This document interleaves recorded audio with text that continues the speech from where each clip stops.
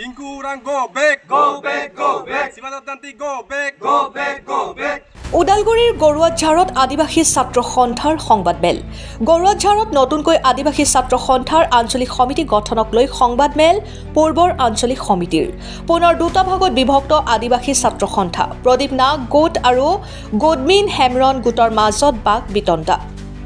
উল্লেখ্য যে যোৱা 9 মাৰ্চ তাৰিখে আদিবাসী একত্ৰিতকৰণ গোটৰ সভাপতি টিংকু ওৰাং আৰু আশা গোডমিন হেমৰণ গোটৰ জিলা সভাপতি শিৱদত্ত তাঁতীয়ে পুৰণা সমিতিক অৱগত নকৰাকৈ গৰুৱাঝাৰ অঞ্চলৰ কেইজনমান লোকক লৈ নতুনকৈ গঠন কৰে আশা গৰুৱাঝাৰ আঞ্চলিক সমিতি।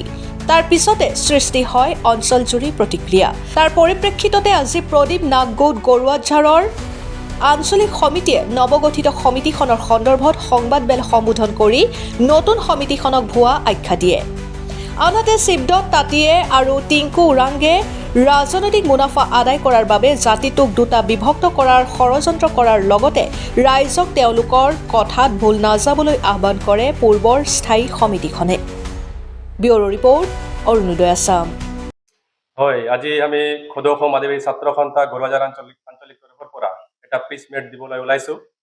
কাৰণ আমি গম পাইছোঁ, আমি যোৱা কালি ছ'চিয়েল মিডিয়াত চাইছোঁ অৰঙ্গাজুলি প্ৰাথমিক বিদ্যালয়ত গোডমিন হেমৰম গোটৰ সভাপতি আমাৰ শিৱদত্ত তাঁতী তথা একত্ৰিত গোটৰ সভাপতি ওদালগুৰি জিলাৰ টিংকু ওৰাঙে গৰুৱাঝাৰ আঞ্চলিক সমিতি আৰু এটা নতুনকৈ গঠন কৰিছে। যিহেতু চবে গম পায়, আমাৰ ৰাইজে গম পায়, ননাইপাৰাৰ অৰঙ্গাজুলিৰ বামুণজুলিৰ যিমান আমাৰ প্ৰাথমিক সমিতিবিলাক আছে চবে গম পায় ধুনীয়াকৈ যে গৰুৱাঝাৰ আঞ্চলিক সমিতি আগতীয়াকৈ ধুনীয়াকৈ কাম কৰি আছে আৰু এইটো অঞ্চলটো চম্ভালি আছে। আকৌ সিহঁতে নিজৰ লাভালাভৰ কাৰণে, নিজৰ মুনাফাৰ কাৰণে একত্ৰিত গোটৰ সভাপতি টিংকু ওৰাঙে যোনটো একত্ৰিত গোট বুলি নিজকে সভাপতি বুলি ভাবে বা খুলিছে সংগঠনটো, সিহঁতে আকৌ গৰুৱাঝাৰত আহি গৰুৱাঝাৰ আঞ্চলিক আৰু এটা বনাইছে। কাৰণটো কি? আৰু সিহঁতে 2 ভাগ 3 ভাগ কৰিব বিচাৰিছে নেকি আমাৰ মানুহক? আমাৰ মানুহক যদি ভুৱা ৰাস্তাত ল'ব বিচাৰিছে, টিংকু ওৰাং তথা শিৱা তান্ত্ৰিক মই খকেয়নি দিব বিচাৰিছোঁ। আৰু লগতে যোনটো ব্যক্তিক সভাপতি জিচুৱা সোণা লগতে পিটাৰক সম্পাদক দিছে, সিহঁতে কোনো ধৰণৰ প্ৰাথমিক সমিতি আচাৰ লগত জড়িত নাই। কোনো সংগঠন কৰিবলৈ ওলালে সংবিধান এটা আছে, সংবিধানৰ মতে চলিব লাগিব। প্ৰাথমিক পৰ্যায়ৰ পৰা আঞ্চলিক পৰ্যায়ত যায়, আঞ্চলিকৰ পৰা ডিষ্ট্ৰিক্টলৈ যায়। এনেকে কোনো ধৰণৰ পিটাৰৰ লগতে জিচুৱা সোণাৰ কোনো লিংক লাং নাই। সিহঁতে আমি গম পোৱা মতে চাফা কথা জিচুৱা সোণাই এটা আনলাৰ কেডাৰ হৈ আছে বৰ্তমানলৈ, আৰু আগতে তেওঁ এজন সক্ৰিয় কৰ্মী হিচাপে কংগ্ৰেছত যোগদান কৰি আছিল বা কাম কৰি আছিল। আৰু পিটাৰ অৰঙ্গাজুলিৰ যোনটো ব্যক্তি আছে তেওঁ BPFৰ কৰ্মী হৈ কাম কৰি আছিল।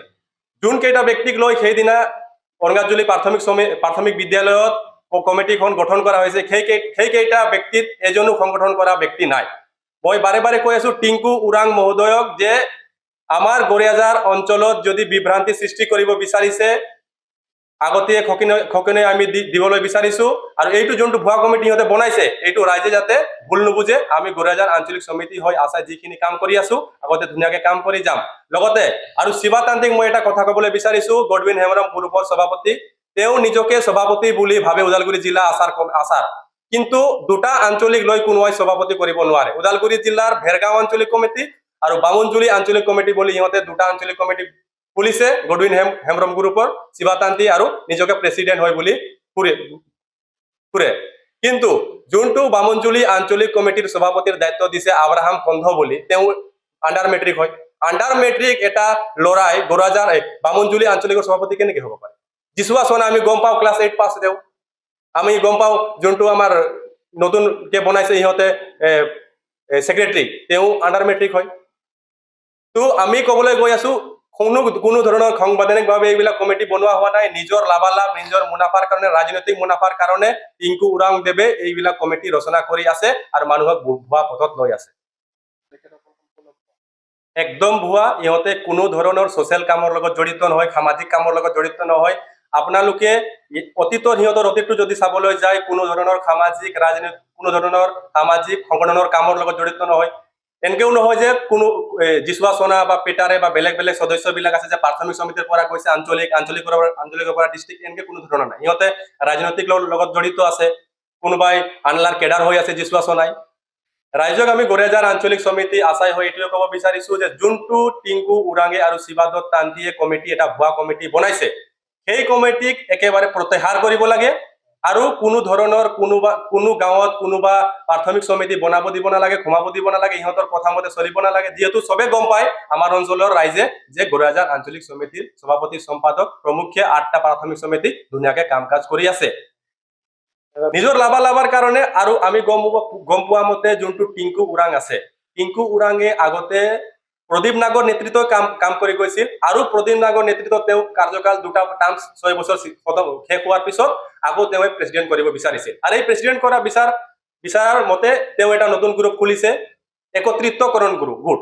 এতিয়া একত্ৰিতকৰণ যদি শব্দটো আমি গম পাওঁ যে 2টা ভাগ বা 3টা ভাগক আমি একেলগে মিলাই এটা পথত চলাটোকে একত্ৰিতকৰণ বুলি আমি গম পাওঁ। কিন্তু গড়েজাৰ আঞ্চলিক ধুনীয়াকে চলি আছে, এটা গোট হৈ আছে প্ৰদীপ নাগৰ নেতৃত্বত। আকৌ সিহঁতে আহি যে আৰু এটা গোট বনাইছে, ৰাইজক কি মেছেজ দিব বিচাৰিছে যে আমি ৰাজনৈতিকভাৱে আমাৰ নিজাববীয়াকে আমি সংগঠন এটা খুলি ল'ম, আমি নিজেকে ইউজ কৰিম, আমাৰ মতে চলাম, এনেকে আৰু নিজৰ মুনাফাৰ কাৰণে, নিজৰ ৰাজনৈতিক মুনাফাৰ কাৰণে।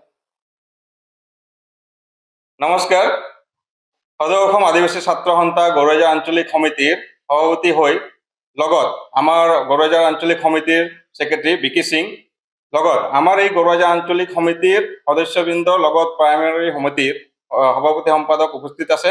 আৰু আজি যে আমি এই প্ৰেছ মিট দিবলগীয়া হৈছে একমাত্ৰ কাৰণ হ'ল যোৱা 9 তাৰিখে যি এই একত্ৰিতকৰণ গ্ৰুপৰ টিংকু উৰাং লগত গডউইন গ্ৰুপৰ শিৱদত্ত তান্তিয়ে এখন গড়েজাৰ আঞ্চলিক সমিতি গঠন কৰিছে। এইটো কিভাৱে গঠন কৰিছে সেইটো আমি বুজি পোৱা নাই। কাৰণ যিহেতুকে আমাৰ এই গড়েজাৰ আঞ্চলিক সমিতিটো বিগত বহুত বছৰ ধৰি ফালে ভালদৰে চলি আছে, ইয়াতে কোনো ধৰণৰ বিভ্ৰান্তৰ সৃষ্টি হোৱা নাই। আজি তেখেতসকলে এই গড়েজাৰ আঞ্চলিক সমিতিত আহি তেখেতসকলে যিটো বিভ্ৰান্তৰ সৃষ্টি কৰিব বিচাৰিছে, তেখেতসকলে কি মেছেজ দিব বিচাৰিছে ৰাইজক? একমাত্ৰ আমি যি দেখা পাইছো তেখেতসকলে হয়তো ৰাজনৈতিক মুনাফাৰ কাৰণে কিজানি এই গড়েজাৰ আঞ্চলিকটো গঠন কৰিছে। আমিতো সেইটোৱে বুজিছো, ইয়াত আৰু কোনো ধৰণৰ একো নাই। কাৰণ যিসকলক পদবীত দিছে তেওঁসকলে কোনো ধৰণৰ এই সমাজৰ লগত জড়িত কাম কাজ একো কৰা নাই বা কোনো ধৰণৰ আমাৰ সাংগঠনিক কাম কাজত আমি যুক্তপত্ৰ জড়িত দেখিবলৈ পোৱা নাই।